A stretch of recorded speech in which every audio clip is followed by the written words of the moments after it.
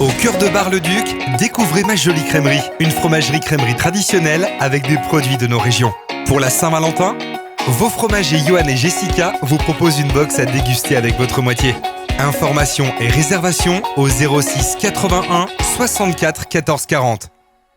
Vous êtes un restaurateur, une collectivité ou une association ? Promocash Saint-Dizier vous accompagne au quotidien. L'équipe vous accueille du lundi au samedi à Bettencourt-la-Ferrée pour vos besoins en produits frais, épicerie et matériel professionnel. Services personnalisés, livraison et offres promotionnelles sont disponibles toute l'année. Promocash, grandir ensemble.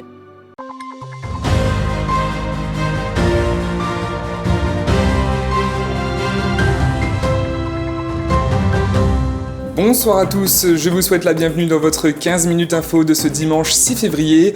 Voici les titres. Mercredi, les élèves de 6e de la classe archéologie du collège Anne-Franck ont présenté une archéomaquette dans le cadre de leur exposition au musée de Saint-Dizier. L'artiste Astrid Nanty, la sœur de l'actrice Isabelle Nanty, expose des œufs et du doré à la préfecture de la Meuse à Bar-le-Duc. Mercredi soir, Josiane Balasco interprétait sa nouvelle pièce intitulée Un chalet à Gstaad au Fuseau à Saint-Dizier. Et voilà pour les titres de cette édition. Pour commencer, retournons donc voir nos élèves de 6e de la classe archéologie du collège Anne-Franck de Saint-Dizier.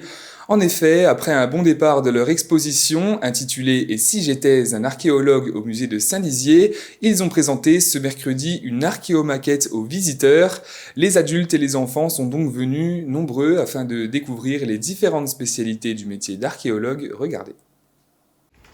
Depuis le 14 janvier, les élèves de la classe archéologie du collège Anne-Franck proposent aux visiteurs du musée de Saint-Dizier une exposition intitulée « Et si j'étais un archéologue ». Ce mercredi 2 février, ils ont présenté aux visiteurs un tout nouvel objet qui leur a été fourni par l'INRAP, une archéomaquette. C'est une maquette qui retrace approximativement le parcours d'un archéologue. Elle montre ses recherches et comment il va procéder pendant les fouilles pour pouvoir initier les jeunes à l'archéologie. Mais ce n'est pas tout, puisqu'un atelier poterie était également mis à la disposition des visiteurs. Ça consistait à reconstituer une poterie, un vase, et ça montre un peu comment les céromologues peuvent travailler et reconstituer les poteries.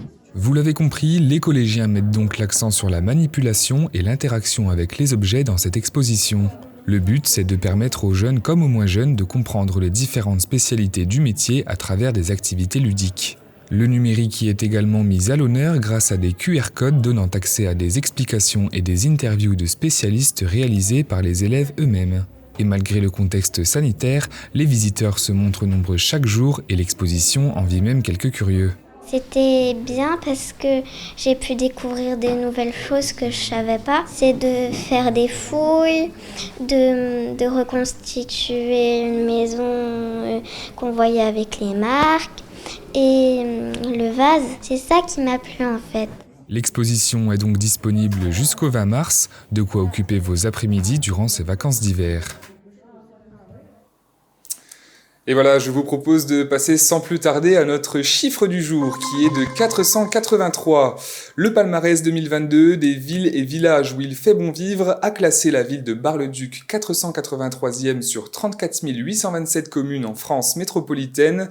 Le classement est établi sur 183 critères officiels de l'INSEE, divisés en 9 catégories, comprenant entre autres la qualité de vie, la sécurité, l'offre de loisirs et sportives, l'offre de commerce ou encore l'offre de santé. Ce résultat permet donc à la ville de Bar-le-Duc d'être à nouveau éligible au label Ville et Village où il fait bon vivre. En Haute-Marne, la ville de Chaumont arrive à la 550e place et la ville de Saint-Dizier se classe à la 827e place. Une exposition a lieu actuellement à la préfecture de la Meuse à Bar-le-Duc. La sœur de l'actrice Isabelle Nanty, Astrid Nanty, met en avant le doré avec des œufs peints de 7 couleurs. Une quinzaine d'œuvres où le chemin semble tout tracé. L'œuf est d'abord rond et parfait avant de voler en éclats, transformé en mouvement. Une fierté pour l'artiste que d'exposer ses œuvres à la préfecture. On l'écoute tout de suite au micro de Julien Voirin.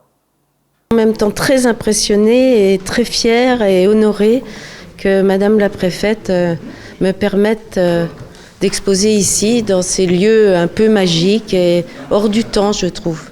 Vraiment que depuis toujours, les icônes, les Klimt, des gens, beaucoup de peintres ont travaillé le doré et pour cette raison-là. J'aime beaucoup le doré et je crois que je vais avoir du mal à passer à autre chose parce que pour moi, le doré est quand même quelque chose de mystique. Et on s'élève à travers cette couleur, et ça donne une vibration complètement différente des autres couleurs. Et pour terminer ce 15 minutes info, un peu de culture avec ce spectacle qui a rempli la salle des Fuseaux à Saint-Dizier mercredi soir. En effet, les Bragards sont venus en nombre pour voir la nouvelle pièce de théâtre de Josiane Balasco intitulée Un chalet à Gstaad. Pendant près d'une heure et demie, les spectateurs se sont esclaffés devant cette comédie où les manières des riches familles sont tournées au ridicule. Regardez ce reportage. Mercredi soir, une file d'attente s'étendait à perte de vue devant les Fuseaux à Saint-Dizier.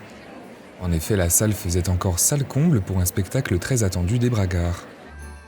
20h30, les lumières s'éteignent et les spectateurs se laissent aller à leurs rires et exclamations pendant près d'1h30 de comédie.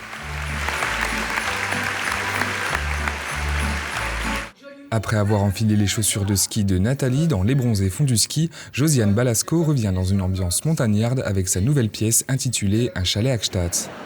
Un couple de riches exilés fiscaux reçoit un couple d'amis aristocrates dans leur chalet à la montagne en Suisse. Tout semble bien se passer dans une ambiance quelque peu déjantée où les manières des riches familles sont tournées à la dérision. Soudain, un coach spirituel vient leur annoncer une terrible nouvelle, leur fortune est menacée. La situation dégénère alors petit à petit avant de finir dans une véritable scène de panique où les protagonistes sortent complètement de leur image de riches personnages.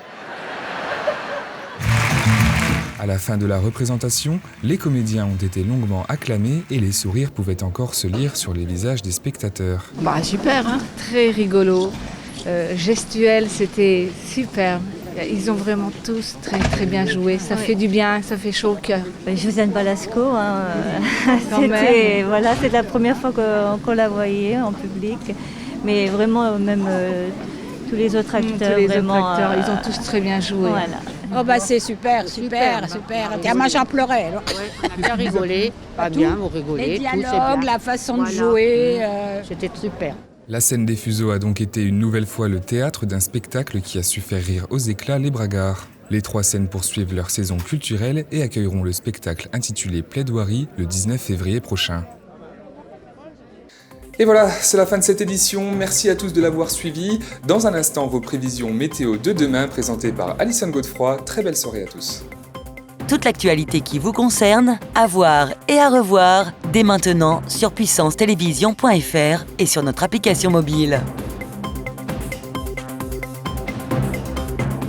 Nouveau, PTV s'installe sur TikTok. Découvre dès maintenant des sujets d'actualité décryptés et analysés par nos journalistes directement dans ton appli TikTok. Abonne-toi dès à présent pour ne pas rater nos prochaines vidéos. Puissance Télévision. Vivons l'info.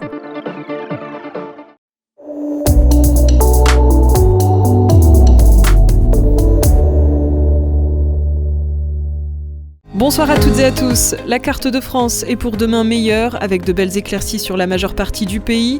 Le temps sera légèrement gris et humide à Dijon. Côté vent, la perturbation se déplacera au sud-est. Les rafales iront jusqu'à 90 km/h sur la côte méditerranéenne. Côté température, elles seront douces, avec 14 degrés de maximale à Nice et à Bastia. Pour les minimales, elles seront de 2 degrés à Metz. Du côté de chez nous, le ciel sera nuageux avec des possibilités d'averses en début de matinée. Celles-ci se feront plus rares dans l'après-midi, excepté à Verdun où le temps restera ensoleillé. Côté température, comptez 2 degrés de minimale à Chaumont, à Langres, à Bar-le-Duc, à Commercy et à Verdun.